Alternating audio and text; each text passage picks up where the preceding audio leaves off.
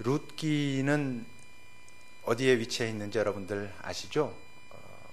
제일 처음에 구약 성경이 시작되면 창세기, 출애굽기, 레위기, 민수기, 신명기 이렇게 5권의 책을 우리가 모세오경이라고 합니다. 이제 모세오경은 제일 처음에 하나님의 창조의 기사부터 시작해서 이제 하나님이 당신의 역사, 구속의 큰 역사를 시작하기 위하여 한 사람을 선택하시죠. 그가 이제 아브라함입니다. 아브라함이라고 하는 그 가문을 선택하셔가지고 이제 당신의 일을 시작하시죠. 그래서 아브라함, 이삭, 야곱, 그리고 요셉이 이제 애굽, 이집트 땅에 내려가서 그 총리가 되는 기록까지가 창세기에 기록되어 있습니다. 이제 이스라엘 백성이 그 이집트에 내려가가지고 약 400여 년을 이제 머물게 되면서 거기서 이제 후반부에는 이제 종살이로 많이 힘들어하죠. 그래가지고 하나님께서 이제 당신의 백성을 이집트, 애굽으로부터 불러내셔야 되겠다라고 결정하시고 한 명의 지도자를 세우는데 그 지도자가 바로 우리가 잘 아는 모세입니다. 그 모세를 통해서 이집트에서 당신의 백성을 해방시킨 그 기록을 우리는 출애굽이라고 합니다. 애굽이 이집트죠. 애굽으로 나온 기록, 그래서 출애굽이라고 하죠. 이제 모세가 애굽에서 이집트에서 이스라엘 백성들을 데리고 나와서 광야를 이제 한 40년 다니죠.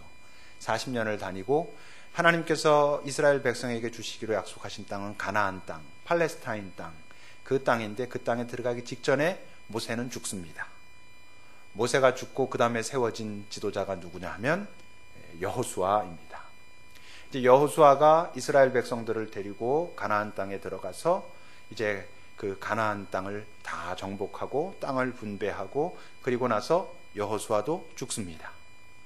근데 그리고 나서 한참 동안 하나님께서 특별하게 세우신 지도자가 그 땅에 없었습니다. 그러니까 이스라엘 백성들이 어떻게 됐겠습니까? 바로 타락합니다. 바로 자기네들 하고 싶은 대로 하고 좋은 것들 따라다니고 뭐 즐거운 것들, 짜릿한 것들 이렇게 따라다닙니다. 그러면 하나님께서 그들을 되돌리게 하시기 위해서 어떻게 하십니까? 이방의 어떤 민족들을 일으켜서 이스라엘 백성들에게 여러 곤란을 겪게 하시죠. 이제 그러면 그들이 하나님 우리가 잘못했습니다. 우리를 살려주십시오 하는 그런 하나님께 마음이 집중될 때마다 하나님은 항상 또 그 상황 속에 응답하셔가지고 한 명의 지도자를 세우십니다. 그래서 이스라엘을 구원하고 그들을 또 지도해 가시죠. 그랬을 때 세워진 사람들을 사사라고 합니다. 그들은 선지자이기도 하고 뭐 전쟁의 지도자이기도 하고 하여튼 이스라엘을 구원하고 전부 이끌어가는 역할들을 했는데 모세나 여호수아처럼 이렇게 지속적으로 있는 게 아니라 어떤 상황이 벌어졌을 때 특별하게 한 명씩 세워가지고 그 일을 해결하고 이스라엘 백성들을 이끌고 이렇게 하게 하신 거죠. 우리가 잘 알고 있는 뭐 기드온, 입다 또는 뭐 드보라 이런 사람들이 삼손 이런 사람들이 다 사사들입니다. 오늘 룻기는 그 사사 시대의 한 가정, 그 가정이 겪었던 파란만장한 이야기들을 기록하고 있는 것이 이제 이 룻기입니다. 그러니까 굉장히 그 사회는 어떤 사회냐 하면 많이 혼란돼 있고 금방 좀 괜찮아진 듯 하다가 또 자기네들 마음대로 막 살고 이런 사회인 것이었죠. 여러분 시대가 혼란할수록 또 시대뿐만 아니라 한 가정에 여러 어려움과 혼란들이 막 닥쳐왔을 때 가정이 아니라 한 개인에게 여러 상황들로 인해서 지금 도대체 어떻게 살아야 할까 하는 그런 혼란들이 닥쳐왔을 때 그때 더욱 중요한 게 여러분 뭐겠습니까? 그게 바로 이제 선택의 문제입니다. 이 룻기의 메시지를 아주 단순하게 표현하면 이렇게 말할 수 있습니다. 인생은 선택이다. 조금 더 풀어서 말한다면 우리가 놓인 어떤 상황이 있고 그 상황이 만들어졌던 어떤 원인들이 있을 수 있지만 당연히 있지만 네가 지금 놓여있는 상황이나 그 상황이 만들어진 이유보다 지금 네가 이 상황에서 내리는 선택이 훨씬 중요하다. 이것이 룻기가 우리에게 주는 아주 중요한 메시지입니다. 왜 그럴까? 우리가 지금 내리는 이 자리가 어떠한 상황이든지 지금 이 자리에서 내리는 그 선택이 지금 이 상황과 이 상황이 있게 된 이유의 의미를 결정하기 때문입니다. 우리가 지금 어떤 상황에 있어요. 이 상황이 있기까지 어떤 일들이 있었어요. 이유가 있어요. 그걸 팩트라고 할 수 있죠. 팩트는 변하지 않습니다. 팩트는 변하지 않는데 그 팩트의 의미는 그 상황 속에서 내가 내리는 선택에 의해서 달라지게 되어 있습니다. 또 아주 중요한 게 있습니다. 시간이 지나갈수록 내가 가지고 있던 팩트보다 그 팩트가 가지고 있는 의미가 점점 더 중요하게 우리에게 다가옵니다. 예를 들면 이런 것입니다. 어떤 사람이 열심히 공부해가지고 정말 절제하고 최선을 다해서 공부를 해서 고시에 합격을 했어요. 팩트입니다. 그가 지금 고시에 합격한 자. 그래서 검사가 될 수도 있고 판사가 될 수도 있고 변호사가 될 수도 있는 어떤 그런 상황.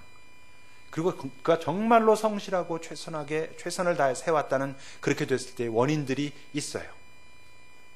그런데 그가 지금부터 이런 선택을 내릴 수 있습니다. 그런 마음 가지고 고시에 합격하고 그래서 검사가 되었지만 소위 말하는 정치 검사가 돼가지고 소위 권력에 빌붙어서 정말 무엇이 정의인지 무엇이 자신들이 지금까지 지켜야 했던 원칙인지를 다 놓쳐버리고 그냥 부와 권력을 따라다니는 그런 삶을 살 수 있습니다. 또는 자기가 지금 그런 상황 속에서 정말 힘들고 어렵고 정말 법의 그 보호를 잘 받지 못하는 사람들을 위해서 어떤 역할을 맡아가지고 검사든 판사든 변호사든 정말 힘들고 어려운 사람들을 위해서 정말 성실하고 겸손하게 최선을 다해서 원칙을 지켜가면서 사는 사람이 될 수도 있습니다. 팩트는 똑같은 팩트지만 열심히 공부했고 살았고 그래서 그가 그 고시라고 하는 어려운 관문을 통과한 존재라고 하는 팩트가 존재하지만 그 상황 속에서 내린 그의 선택에 의해 가지고 그 의미는 전혀 달라지는 것입니다. 또는 어떤 부모가 자기 아이를 잃었어요. 사고로. 얼마나 슬프고 아픈 일입니까? 그 팩트는 시간이 지난다고 변하지 않아요. 그런데 그 사고를 당하고 나서 그 부모가 세상을 원망하고 신을 원망하고 그래서 이젠 내가 내 마음대로 살 거야. 나도 그렇게 우리 아이한테 해를 끼친 놈들 다 내가 죽여버릴 거야. 어떻게 할 거야 하면서 정말 그 안에 원망과 분노를 품고 그런 원망과 분노의 기반 위에서 선택하며 살아갈 수 있습니다. 또 어떤 사람은 자기 아이가 그렇게 죽었지만 그것을 회복하고 정신을 차리고 자 어떻게 살아보자라고 선택하는 데까지 분명히 시간이 걸리겠지만 그런데 자기 아이가 이 땅에 살았다면 그가 살아냈을 그가 가지고 있었던 자기 아이의 꿈, 그 아이의 마음들을 생각하면서 그 삶을 우리가 이 땅에 살면서 우리 아이의 삶까지 다 살아냅시다 라고 선택할 수도 있습니다. 시간이 지나도 자기 아이가 그런 사고로 죽었다고 하는 사실 자체에 대한 슬픔과 안타까움은 여전히 남아있겠지만 그러나 시간이 갈수록 그 아픔보다 그 상황 속에서 내린 선택에 의해서 결정되는 의미가 훨씬 중요한 것으로 다가오게 되어 있습니다. 그래서 지금 우리가 놓여있는 상황, 그 상황이 있게 된 과정, 왜 이렇게 됐을까? 아무것도 아닌 것은 아니지만 그것보다 훨씬 더 중요한 것은 지금 이 자리에서 우리가 내리는 선택입니다. 우리 교회에서 영성훈련 하죠. 영성훈련하면 라이프 스토리 그래가지고 지금까지 내가 살아왔던 삶의 자리를 살펴보고 그 자리에서 하나님은 어떻게 나와 함께 하셨는가를 살펴보기도 합니다. 예수님의 일생을 따라가면서 복음 관상을 하기도 합니다. 또는 향심 기도를 하기도 하고 영적 독서, 렉시오 디비나 이런 공부들을 합니다. 왜 영성훈련을 합니까? 결론적으로 궁극적으로 내가 이 땅에 살아있는 동안 바른 선택을 하기 위해서 하는 것입니다. 과연 내가 이 자리에서 어떻게 선택하는 것이 내 주님이 지금 이 자리에 계시다면 내릴 선택인가를 우리가 잘 배우고 익히기 위해서 그것에 내가 익숙하게 되기 위해서 영성훈련을 합니다. 뭘 알기 위해서 내가 대단한 것을 한다는 것을 보이기 위해서가 당연히 아니고 바른 선택을 하기 위해서 합니다. 지난주에도 우리가 그 본문을 가지고 살펴봤지만 왜 주님께서 이전 일을 기억하지 말며 옛날 일을 생각하지 말라. 내가 새 일을 행하겠다라고 말씀하십니까? 그 새 일이 내가 어떤 선택을 하게 되느냐, 하나님의 새 일에 내가 어떤 마음으로 동참하느냐에 따라서 이전까지 내가 살았던, 옛적에 내가 살았던 그 모든 것들의 팩트는 변하지 않지만 그것들의 의미가 변할 수 있기 때문에 그렇습니다. 마치 사도 바울이 그가 예수를 만나기 전까지 자기 나름대로의 방식으로, 자기 나름대로의 고집과 경험과 이성으로 그 해왔던 그 모든 것들이 예수를 만나고 난 다음에 그가 내렸던 선택으로 인해서 그 모든 것들이 새로운 은혜의 사건들로 변했던 것처럼 우리 모든 인생도 그럴 수 있다고 하는 것이죠. 오늘 룻기가 시작되는 처음 상황은 어떤 상황입니까? 1절은 이렇게 시작합니다. 사사들이 치리하던 때에 그 땅에 흉년이 들었다 라고 시작합니다. 흉년은 좋은 것이 아닙니다. 흉년은 어려운 것이고 힘들고 아픈 것입니다. 고난이지요. 근데 성경 말씀을 읽을 때 단 한 단어도 그냥 넘길 단어가 없습니다. 의도를 가지고 성령께서 기록하신 것이기 때문에 그렇습니다. 놓치지 말아야 될 것이 앞에 나오죠. 뭐냐 하면 사사들이 치리하던 때다라고 기록합니다. 사사는 아까도 말한 것처럼 하나님께서 세우신 지도자들입니다. 하나님께서 지금 이스라엘 땅, 그 땅에 지도자를 세우셨습니다. 그런데 그 땅에 지금 흉년이 들었습니다. 그렇다면 알아야 될 게 있습니다. 이 흉년은 힘들고 어려운 것이긴 하지만 하나님께서 외면하셨다거나 하나님께서 버리셨다는 증거가 될 수는 없다는 것이죠. 어려움은 단순히 하나님께서 우리를 버리셨다라는 증거가 될 수는 없습니다. 그 어려움 가운데 하나님이 함께하고 계시냐 안 계시냐, 그것이 훨씬 중요한 것이기 때문에 그렇습니다. 여러분, 특히 구약시대에는, 신약시대도 초기에는 당연히 그런 이야기들이 복음서에도 그렇고 사도행전에도 그렇고 많이 나오지만, 이 구약시대는 하나님의 백성과 이방인에 대한 구분을 굉장히 정확하게 했던 때입니다. 또 하나님께서 선택하신 땅과 이방인의 땅에 대한 구분도 매우 명확하게 했던 그런 시대입니다. 여러분, 그래서 창세기 26장을 한번 보세요. 창세기 26장을 보면 이런 기록이 있습니다. 아브라함 때에 첫 흉년이 들었었는데 어떤 건지 아십니까? 아브라함 때 흉년이 들어서 아브라함이 그냥, 하나님께서는 이스라엘 땅에 머물라 그랬는데 아브라함이 이집트로 내려가죠. 이집트로 내려가면서 사라, 자기 부인을 누이라고 하고 이래서 문제가 발생하고 막 이런 어려움들을 겪고 그러지 않습니까? 그런 첫 번째 흉년이 있었는데 그 땅에 또 흉년이 들었다는 거예요. 이제는 누구 때냐면 그 아브라함의 아들 이삭 때입니다. 또 이삭 때에도 흉년이 들었는데 이제 이삭이 어떻게 결정을 하냐 하면 그랄로 가서 블레셋 왕 아비멜렉에게 이르렀다 그래요. 블레셋은 굳이 말하면 이스라엘에서 애굽 땅, 이집트로 내려가는 중간쯤에 있는 그런 땅이었습니다. 그러니까 이삭이 지금 왜 그러고 있는 거예요? 자기 아버지가 그랬던 것처럼 이스라엘 땅에 흉년이 드니까 지금 애굽으로 다시 또 내려가려고 하는 거예요. 거긴 굉장히 비옥한 땅이 있는 지역이었었거든요. 근데 이제 하나님께서 나타나셔서 어떻게 말씀하시냐면 2절을 보면 여호와께서 그렇게 하고자 하는 이삭에게 나타나서 이르시되 애굽으로 내려가지 말라. 내가 네게 지시하는 땅에 그냥 거주하라. 이 땅이 지금 어떤 땅? 흉년이 들어있는, 그래서 어렵고 쉽지 않은 땅이지만 그럼에도 불구하고 내가 이곳에 있을 것이기 때문에 네가 이 땅에 거류하면 내가 너와 함께 있어 네게 복을 주고 내가 이 모든 땅을 너와 네 자손에게 줄 것이다. 내가 네 아버지 아브라함에게 맹세한 것을 이루어서 네 자손을 하늘의 별과 같이 번성하게 하며 이 모든 땅을 네 자손에게 주리니 네 자손으로 말미암아 천하 만민이 복을 받을 것이다 라고 말씀하십니다. 흉년이라고 하는 상황 자체는 쉽지 않은, 어려운, 분명히 고통스러운 그런 상황인데 그 상황 속에서 하나님은 내가 그 자리에 함께 있으니까 너도 거기에 버티고 있으라는 것입니다. 그러니까 우리에게 고난이 다가왔을 때 무조건 고난을 피할 것이라고만 받아들이면 안 된다라고 말씀하고 계신 것이죠. 그런데 지금 오늘 본문에 나오는 이 가정의 가장 엘리멜렉이라고 하는 사람은 어떻게 결정하냐 하면 1절을 다시 보면 그렇게 흉년이 들었을 때 유다 베들레헴에, 중요한 의미를 가지고 기록했겠죠. 유다 베들레헴은 예수님이 태어나신 바로 그 지역입니다. 한 사람이 그의 아내와 두 아들을 데리고 모압 지방에 가서 거류했다라고 합니다. 1절이 왜 이런 구성을 가지고 있겠습니까? 지금 그 땅에 흉년은 들었지만 그러나 지금 이 가정은 거기에 계속 있어야 했다. 왜? 하나님께서 여전히 그 땅을 바라보고 계셨고 지키고 계셨고 인도하고 계셨기 때문에 라는 이야기를 하고 싶은 겁니다. 그런데 지금 이 가장은 자기 모든 가족들을 이끌고 모압 땅으로 옮겨갔습니다. 근데 여러분, 그 결정이 쉬웠겠습니까? 쉽지 않았죠. 이 사람도 그것을 알지 못하는 사람이 아니었을 것입니다. 이방 땅에 간다는 것이 얼마나 하나님께서 원치 않는 것인가 하는 것을 알았을 것이고, 또 그런 것을 다 떠나서라도 자기가 지금까지 살던 그 모든 터전을 떠나가지고 가족들을 다 데리고 거기에 지금 흉년이 들어가지고 별로 가지고 있는 것도 없을 텐데 그것을 가지고 이방 지역으로 간다는 것은 절대 쉬운 결정이 아니었을 것입니다.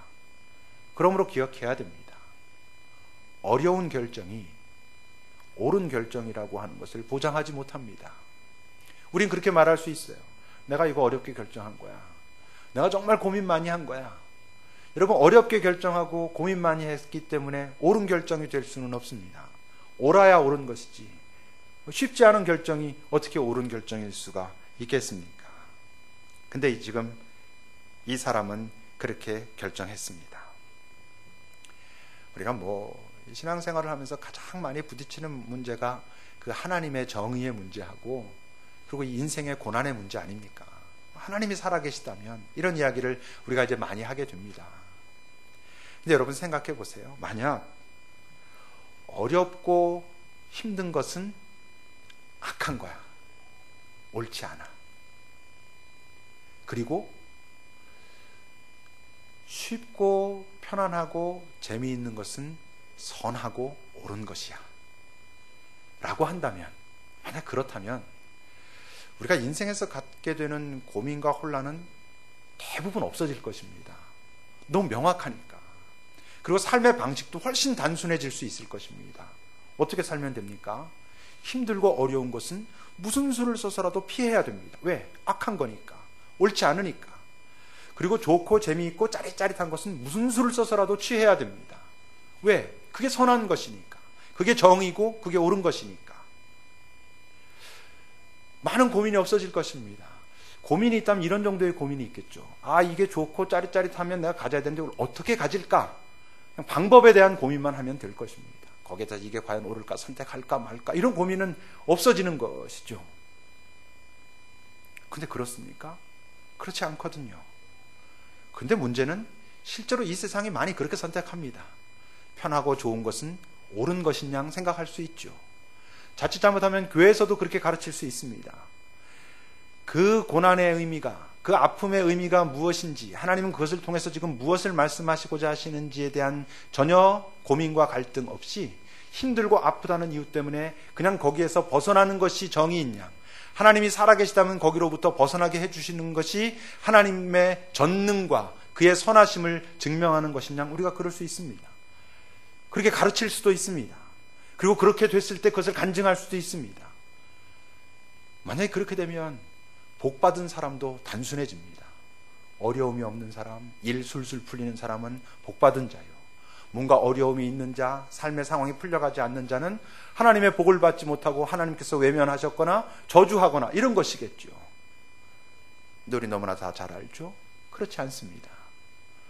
고난이라고 하는 것이 힘들고 아픈 것이긴 하지만 그것이 하나님의 버림을 받았다는 증거도 아니고, 내게 아무런 문제가 없는 것이 편안하고 좋긴 하지만 그것이 꼭 하나님의 복을 받았다는 증거도 아닐 수 있습니다. 관계가 없습니다. 고난이 하나님의 징계일 수도 있고, 고난이 하나님의 사랑 가운데 어떤 일이 진행되는 과정일 수도 있는 것처럼, 우리 일이 잘 풀려가는 것이 하나님의 은총일 수도 있고, 실제로는 하나님께서 지금 내버려 두셨기 때문에 그럴 수도 있는 것입니다. 물론 어떻습니까? 고난 자체는 선한 것 아닙니다. 왜? 고난은 하나님의 창조 질서 속에는 없던 것입니다. 하나님이 이 땅을 처음 창조하시고 인간을 만드셨을 때 그 자리에 고난이라는 것은 존재하지 않았습니다. 그들은 기쁨과 즐거움과 자신들이 할 수 있는 모든 것들이 자신들 앞에 펼쳐져 있었고 다 할 수 있었습니다. 그런데 고난은 언제 들어왔어요? 인간이 타락하면서 우리 인간에게 들어온 것입니다. 인간이 훼손되면서 여러분 가지게 된 아주 어려운 운명 하나가 있습니다. 그게 뭐냐면 끊임없는 선택의 자리에 서게 됐다는 것입니다. 처음 하나님이 이 땅을 창조하셨을 때 인간에게는 선택의 고민이 필요 없었습니다. 딱 두 가지만 했으면 됐습니다. 모든 것은 마음대로 하고 단 한 가지, 동산 중앙에 있는 선악을 알게 하는 나무의 열매만 먹지 않으면 되는 것입니다. 어떤 것도 선택의 문제가 아닙니다. 다 확정되어 있는 것들이었습니다. 근데 인간이 타락했거든요. 인간이 훼손됐거든요. 그러면서 우리의 삶에는 끊임없이 선택의 문제가 다가서기 시작했습니다. 문제는 우리가 훼손되고 난 후에는 바른 선택을 할 수 있는 그런 메커니즘이 없다는 것입니다. 그게 하나님께서 탄식하신 것입니다. 이들이 이제 선악을 알게 되는 데는 우리와 같이 되었다. 선악을 알게 됐다는 것은 선악을 잘 분별할 수 있게 됐다는 것이 아닙니다. 항상 선과 악의 선택의 자리에 서게 됐다는 것입니다. 근데 하나님과 다른 점은 하나님은 선이 무엇인지를 알고 선을 선택하실 수 있는 분이지만 우리 인간은 선악의 자리에 섰을 때 선을 선택할 만한 능력을 상실한 존재가 되었다는 것입니다. 그것이 인간이 타락했다는 것이고 인간이 훼손됐다는 그런 의미입니다. 인간의 타락이 어떤 마음으로부터 시작됐죠? 그 과일을 보니까 먹음직하고 보암직하고 지혜롭게 할 만큼 탐스럽기도 해서 먹었거든요. 그게 타락의 시작이었거든요. 그로부터 인간들은 우리 인간, 훼손된 인간들의 선택은 항상 어디에 끌리냐면 이거 맛있어 보이는데, 이거 좋아 보이는데, 이거 보기에 좋은데, 이거 가지고 있으면 되게 내가 괜찮은 존재가 될 것 같은데에 우리의 선택의 기준이 자꾸 끌려가는 그런 존재가 되어 있다는 것입니다. 분명히 고난 자체는 선한 것이 아니고 하나님의 창조 질서 속에 없지만, 근데 이제 고난은 우리 훼손된 인간들, 바른 선택을 제대로 하지 못하는 인간들을 향한 하나님의 메시지를 전하는 매우 중요한 언어가 되었습니다. 고난을 통해서 하나님은 분명히 당신의 메시지를 우리들에게 전하고 계십니다. 물론 고난이 갖고 있는 여러 의미들이 있는데 그것은 또 다음에 우리가 살펴보겠지만, 여러분, 제가 누군가와 대화를 한다면 그 대화가 잘 소통되기 위해서 중요한 것은 그의 말을 잘 이해하는 것입니다. 만약 고난이라고 하는 그것이 하나님께서 훼손된 우리들에게 무언가를 말씀하시고자 하시는 중요한 언어의 수단이 되었다면, 우리는 그 고난이 힘드냐 힘들지 않으냐, 그래서 빨리 피해야 되냐 마냐 하기 전에 이 고난을 통해서 지금 내 하나님께서 무엇을 말씀하시고자 하지를 식별해야 됩니다. 그것을 먼저 하지 않으면 고난을 통해서 우리는 틀림없이 더 나빠지기 시작할 것입니다. 오늘 본문에는요, 여러 사람들의 이름이 나옵니다. 6명의 이름이 총 나오죠. 우선 엘리멜렉이라고 하는 사람이 나오고, 그 안에 나옴이라고 하는 사람이 나오고, 두 아들 말론, 기럐이라고 하는 사람이 나오고, 모압 땅에 가서 얻은 두 며느리 오르바, 룻, 이렇게 6명의 이름이 나옵니다. 근데 이 6명 모두가 복된 이름으로 기억되어 있지는 않습니다. 엘리멜렉은 어렵게 결정했지만 바른 선택이 아닌 선택을 했고, 그리고 그는 그 선택에 의해서 삶이 마감된 사람입니다. 그래서 그는 모압 땅에서 돌아오지 못하고 그냥 죽습니다. 그리고 두 아들 말론과 기럐도 그 땅에서 죽습니다. 그리고 시어머니 나오미와 며느리 중에 한 명 룻은 이제 이스라엘 땅으로 나중에 다시 돌아오고, 오르바라고 하는 또 한 명의 며느리는 돌아오지 않습니다. 여러분, 룻이 누군 줄 압니까? 룻이 다윗의 증조 할머니입니다. 룻은 이방 여인입니다. 모압의 여인입니다. 절대로 예수 그리스도 그 계보에 설 수 없는 여인입니다. 근데 그 여인이 다윗의 증조 할머니가 되고 궁극적으로 예수 그리스도의 족보 위에 올라가 있는 복된 여인이 됩니다. 어떻게? 그녀의 선택에 의해서 그렇습니다. 우린 자칫 잘못하면 우리 인생이 하나님의 계획에 의해서 이루어진다라고 말합니다. 그것은 마지막에 총괄적으로 하는 이야기입니다. 그리고 내 인생이 하나님의 계획에 의해서 이루어졌다라고 말할 수 있는 사람은 어떤 사람들에게만 유효한 것이냐면 그 삶의 자리자리에서 모든 순간 그러진 못했겠지만 큰 흐름들 속에서 하나님께서 원하시는 선택을 내린 자들이 삶의 마지막 자리에 갔을 때 내 삶은 하나님의 계획 안에 있었다라고 말하게 되는 것입니다. 모든 인간은 하나님의 계획 안에 있지만 모든 인간이 그 계획을 선택하진 않는단 말입니다. 만약 그렇게 생각하면 가룟 유다 같은 사람도 하나님의 계획에 소중하게 사용된 사람이어야 하게요? 그렇지 않습니다. 그의 선택에 의해서 우리가 알고 있는 가룟 유다가 된 것이고 그의 선택에 의해서 우리가 알고 있는 룻이 되는 것입니다. 형통한 삶을 원하시죠? 그러니까 여기 있잖아요, 우리가 다. 근데 형통보다 더 중요한 건 그 형통이 어떤 형통이냐 하는 것입니다.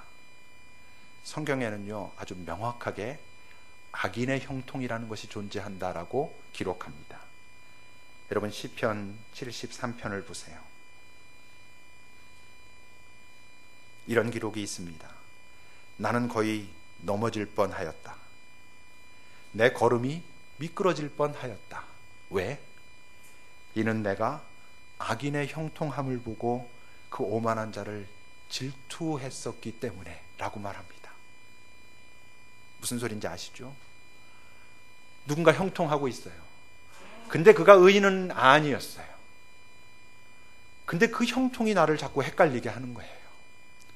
미끄러질 뻔하게 하는 거예요. 넘어지게 하는 거예요. 왜? 나도 그렇게 하면 잘 사는 것 같아서. 그 형통이 순간순간 부럽고 짜릿짜릿하고 나도 그 형통을 따라가고 싶어서. 우리도 그럴 수 있습니다. 고난 없는 것을 형통이라고 믿기 시작하면 그렇습니다. 남들이 가진 것보다 더 잘 가지고 더 많이 가지고 남들이 있는 위치보다 더 높이 올라가는 것이 형통이라고 믿기 시작하면 거기에 하나님의 계획과 하나님의 마음과 이 땅에 나를 살게 하신 의미에 대한 고민 없이 그냥 나타나고 있는 현상들, 먹기에 좋아 보이고 보기에 이뻐 보이고 가지면 지혜롭게 될 것 같고 그것이 내 어떤 선택의 기준이 되면 형통하는 듯한데 그것이 악인의 형통이 될 수 있다는 것입니다. 그래서 시편 37편은 이렇게 우리에게 충고합니다. 여호와 앞에서 잠잠하고 참고 기다려라. 자기 길이 형통하며 악한 꾀를 이루는 자 때문에 불평하지 말라. 근데 우린 불평하게 되거든요. 나는 하나님 잘 믿으려고 하는데 내 삶은 쉽지 않은데 저 사람은 왜 저렇게 일이 잘 풀려갑니까? 그 악한 꾀를 이루는 그 형통, 다시 말하면 악인의 형통을 보고 부러워하고 따라가지 말라는 것입니다. 왜? 의인의 형통도 있거든요. 잠언 11장 10절은 이렇게 기록합니다. 의인이 형통하면 성읍이 즐거워한다. 악인의 형통만 있는 게 아니에요. 의인의 형통도 있어요. 물론 의인의 형통까지 가기까지 시편 37편에서 말한 것처럼 하나님 앞에서 잠잠하게 버텨내고 기다려야 되는 그런 아픈 때론 인내의 순간들이 있겠지만 그러나 의인의 형통이 있어요. 성읍이 기뻐한다고 했죠. 그 성읍이 어디겠어요? 예루살렘 성, 시온성, 더 본질적으로는 하나님의 성, 하나님의 나라죠. 하나님의 나라에서 기뻐하고 즐거워하는 형통이 있어요. 우리가 지금 여기 왜 있습니까? 악인의 형통을 구하기 위해서가 아니지 않아요.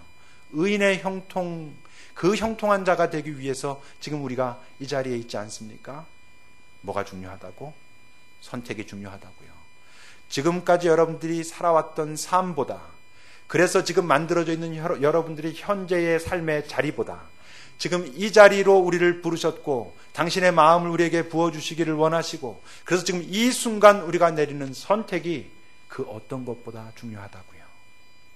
이제 우리가 몇 주 동안 이 룻과 나오미 그리고 이제 만나게 될 보아스, 룻의 남편이 됩니다.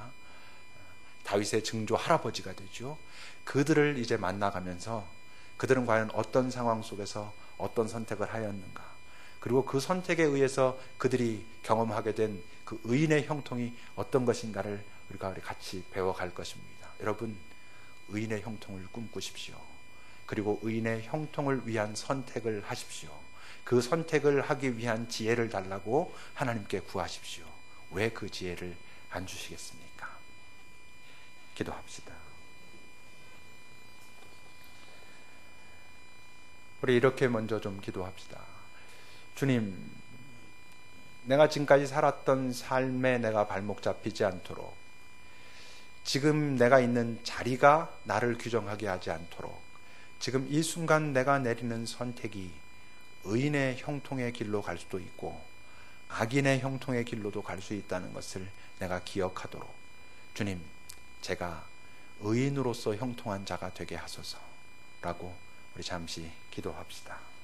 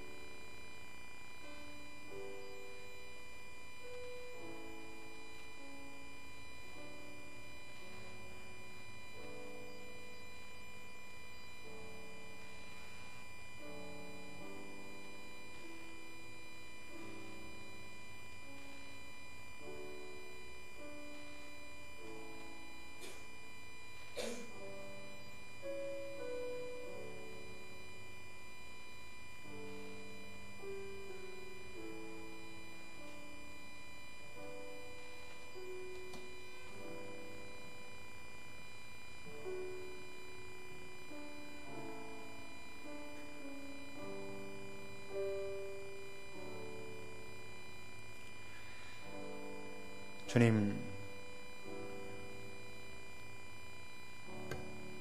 이곳에 오기 바로 직전 우리는 이곳에 오고자 선택하였습니다. 어떤 이는 당연하였고, 어떤 이는 힘을 내었고, 어떤 이는 억지로. 그것이 어떤 과정이었든 지금 우리가 이곳에 있다는 것은 주님의 은총이고 주님의 사랑 가운데 있는 것입니다. 이제 또 우린 이곳을 떠나며 여러 선택의 자리에 섭니다. 그렇게 또 한 주간을 살 것입니다.